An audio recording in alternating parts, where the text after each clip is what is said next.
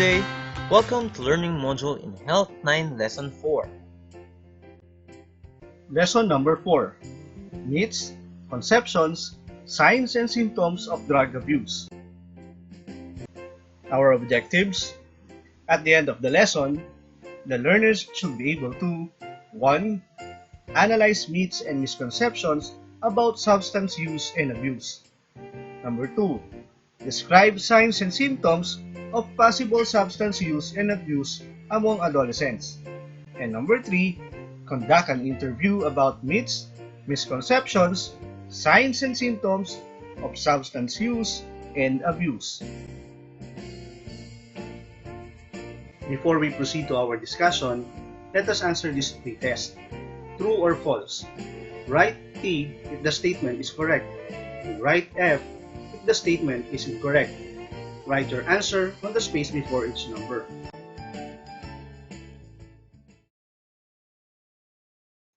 Let's begin. Number 1. Drugs of abuse help in the digestion of food. Number 2. Drugs of abuse place a user in a dangerous and life-threatening situation. 3. Drugs of abuse worsen life's problems and worries. 4. Drugs of abuse heat up the body. And number 5. Drugs of abuse do not improve memory. You may start now.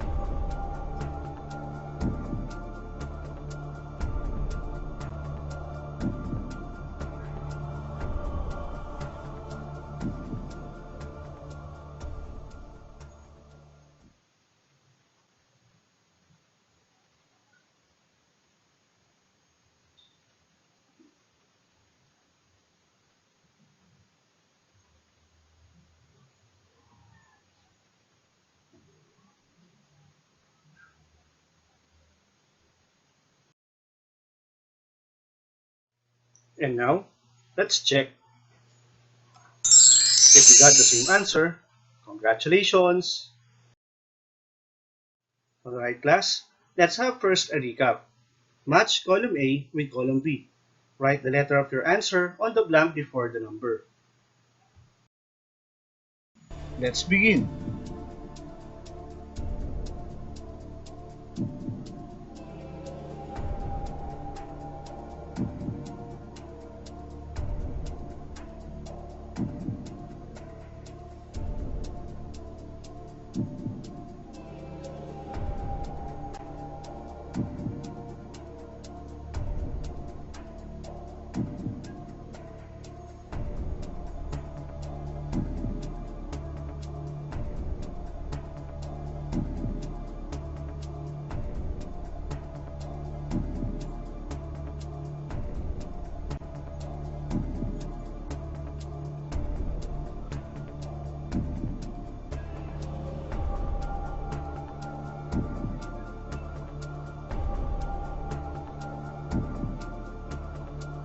Time's up.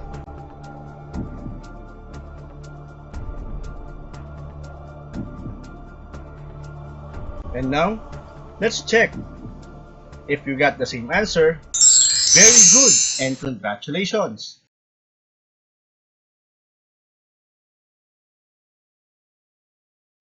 People give several reasons for taking drugs. Some believe that these drugs can make them feel and look good. Certain drugs of abuse produce pleasure or euphoria. Euphoria is the highest sensation of feeling good and extremely relaxed. Euphoria is a sensation brought about by the chemical reactions of the neurotransmitters in the brain. Thus, drugs affect your brain process. Continuous and prolonged drug use has a very bad effect in a person. It can alter his behavior and his mental, physical, and psychological condition.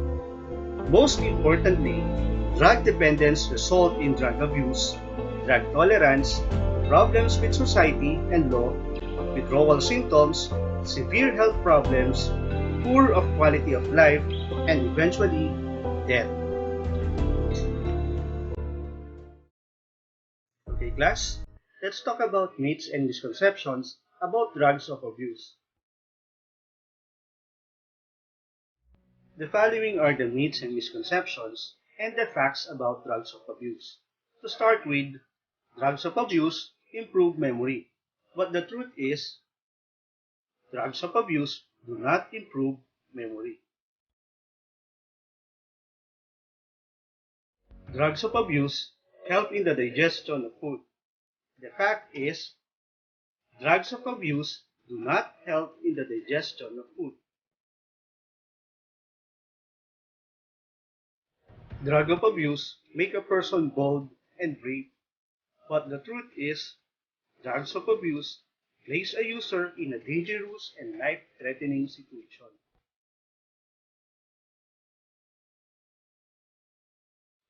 Drugs of abuse remove life's problems and worries.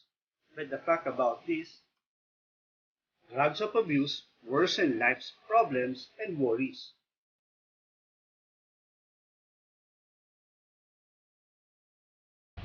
Lastly, drugs of abuse heat up the body.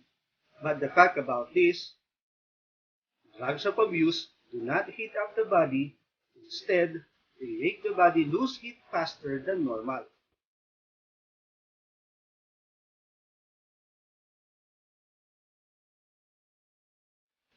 Are you curious about the profile of a drug abuser? The Dangerous Drugs Board listed the following signs and symptoms of drug abuse. It is important to note that having a few of these signs doesn't immediately make a person a drug user. Therefore, observation of physical, mental, emotional, and social behaviors must be carefully done to confirm if a person is a drug user. Below are some of the signs and symptoms of drug use. Declining interest in studies and work. Identification with known drug users. Negative outlook in life. Uncontrolled irritation. Paranoia or fear that people always talk and talk about him or her. Severe feeling of depression and loneliness. Complaints of overfatigue, psychological or physiological.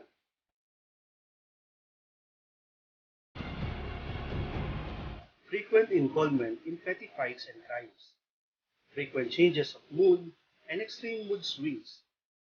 Lousy physical appearance, reddish eyes. Sudden loss in weight. Frequent complaints of headache and stomach pains. Brown stains on fingertips. Foul body smell.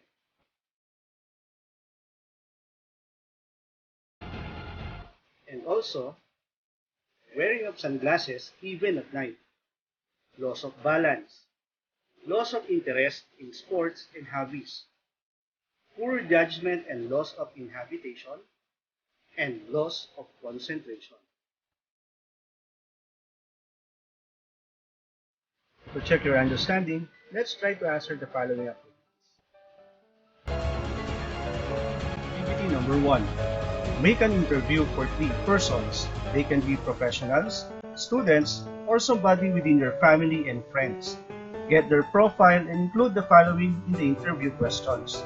A. Myths and misconceptions of drug use and abuse. B. Signs and symptoms of drug use and abuse.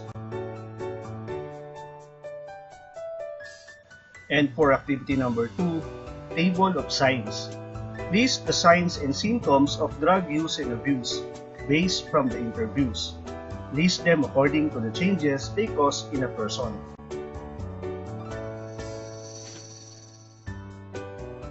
It's either physical changes, mental changes, emotional changes, social changes, or moral spiritual changes.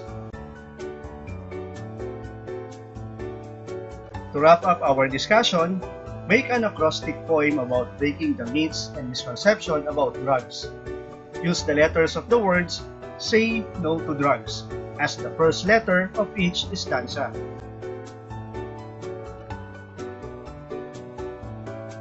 Use this as your example. At this point, write a reflection on the things you learned in this lesson and their relevance to you. Tell how you can apply what you learned in your daily life and cite specific instances in which you feel these learnings will come handy.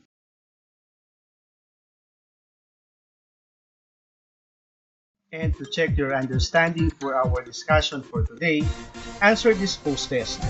Fact or bluff? Write fact if the statement is correct, and write bluff if the statement is not correct. Okay class, let's start.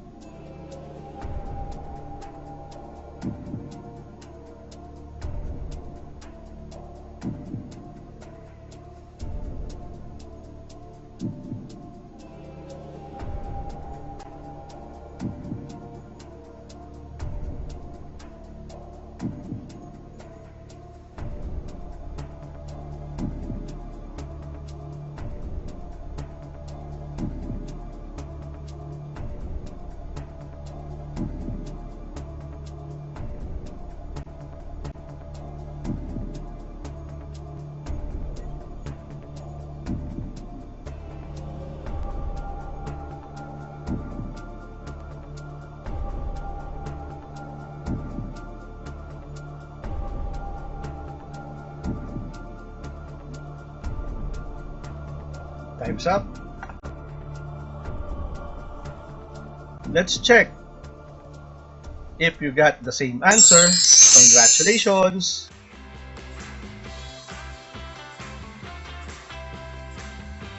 Thank you, and see you on our next lesson.